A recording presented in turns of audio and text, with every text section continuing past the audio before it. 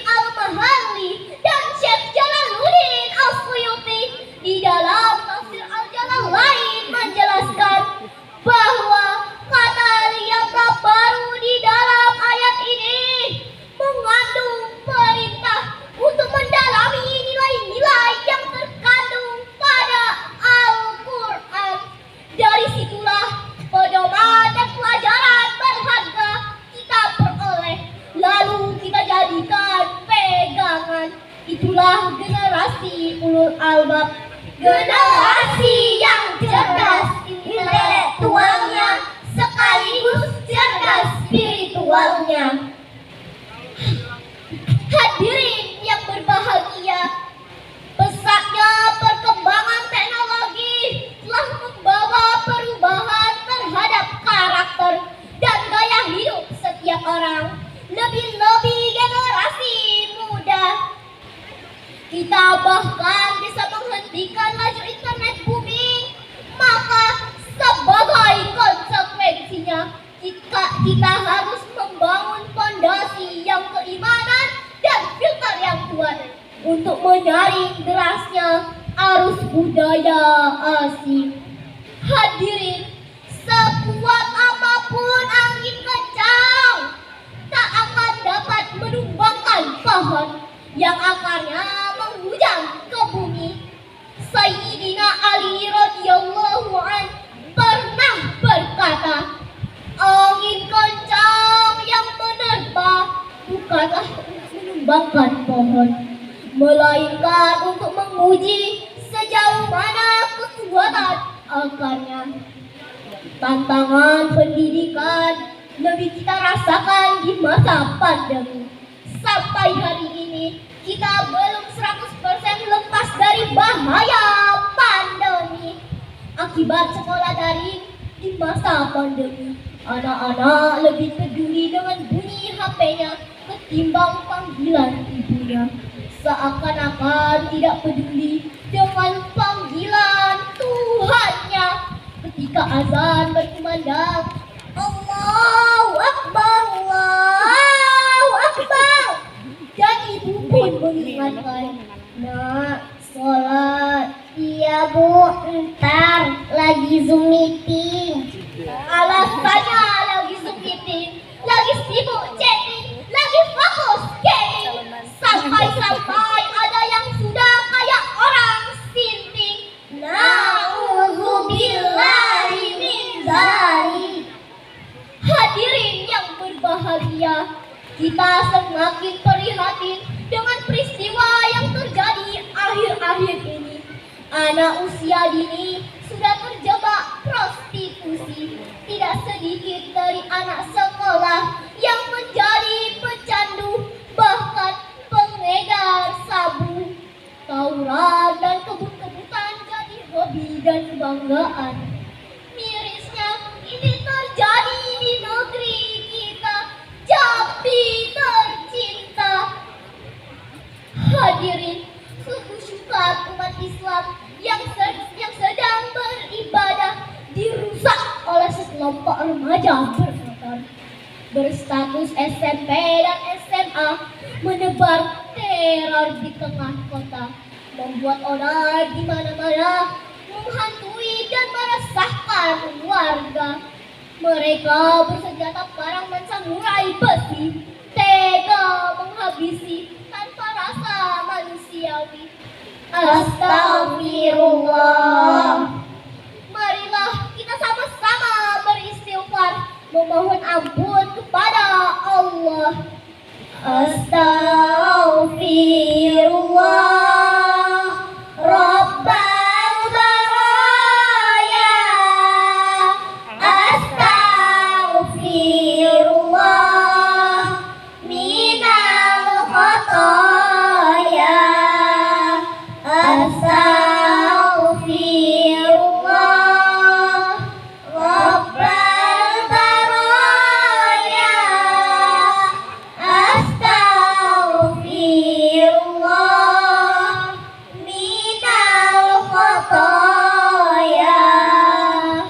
Hadirin, lantas apa yang harus kita lakukan untuk menyelamatkan generasi muda dari perusak masa depan bangsa?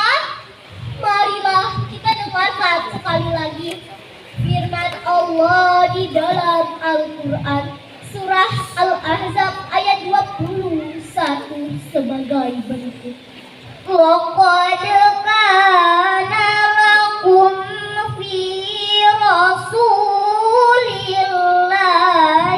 uswatun hasanatun liman kana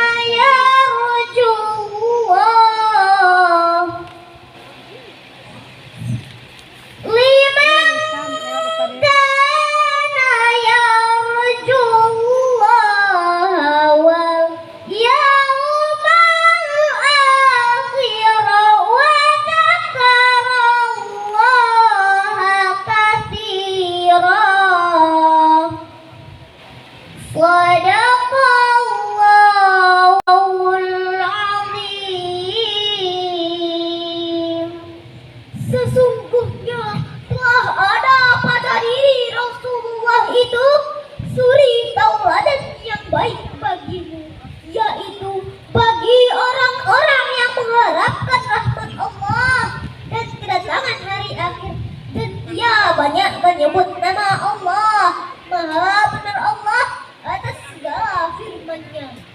Hadirin yang berbahagia, Profesor Dr. Muhammad Quraisy Shihab di dalam tafsir Al-Misbah menjelaskan bahwa Rasulullah adalah teladan terbaik manusia. Beliau mengajarkan nilai-nilai karakter mulia, meliputi akhlak kepada Allah, akhlak kepada sesama manusia, bahkan akhlak kepada alam semesta. Rasulullah Sallallahu Alaihi Wasallam bersabda, "Akmalul mu'minina imanan ahsanuhum khulqa." Orang mukmin yang paling sempurna imannya adalah yang paling baik akhlaknya. Hadis riwayat At-Tirmizi. Hadirin yang kami hormati, beberapa hal yang harus kita lakukan untuk membangun generasi berkarakter di negeri tercinta antara lain: 1.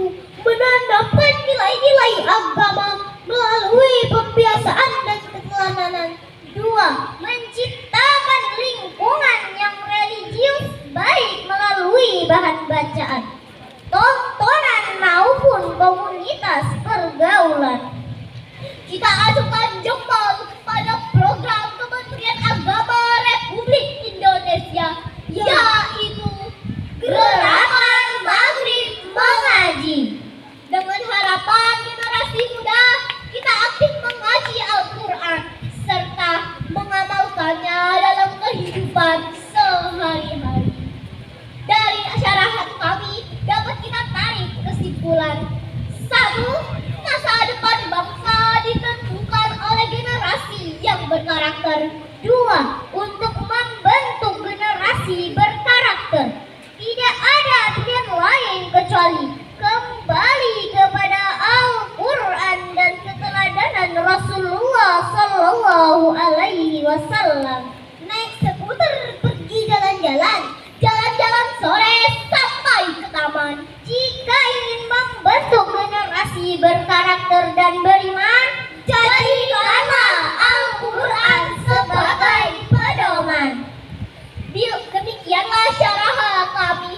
Billahi fisabilillah. Wassalamualaikum